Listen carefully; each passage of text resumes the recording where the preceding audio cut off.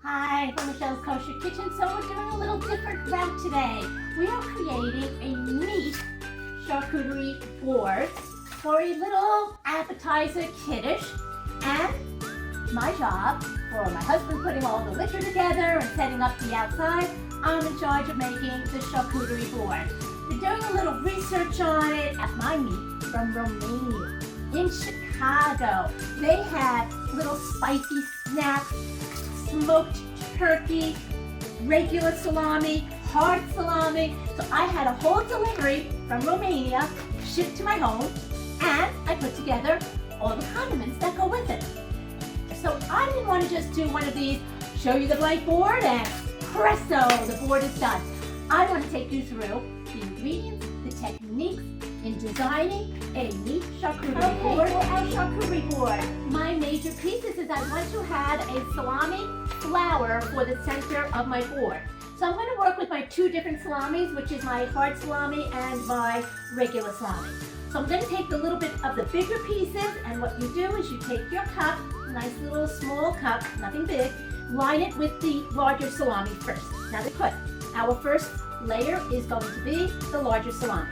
Now I'm going to take these little smaller ones, which is the hard salami, and do the same thing. Start layering it around the edge. Going to layer it around.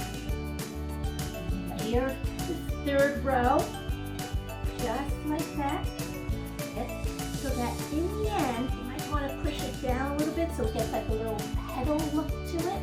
And I'm going to put just two more in. Olive right through.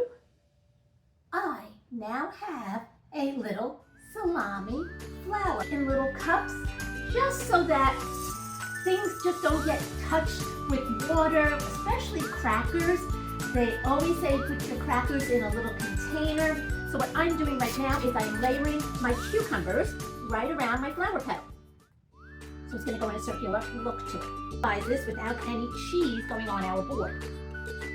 Cucumbers are in place. I have these little trays that I'm going to fill with some of my nuts. So I have pistachios, some mixed nuts right in there, salted peanuts. So those are my three nuts. I have the pastrami slices. Yes, fabulous. Oh, it is fantastic meat. So now we're going to do a nice little layer along the side, up against the cucumbers, because cucumbers and the pastrami won't wilt, so we're good with that. So we're just going to do a nice layer. I'm following the same angle as the cucumbers, staying in that circular Romanian smoked turkey. Oh.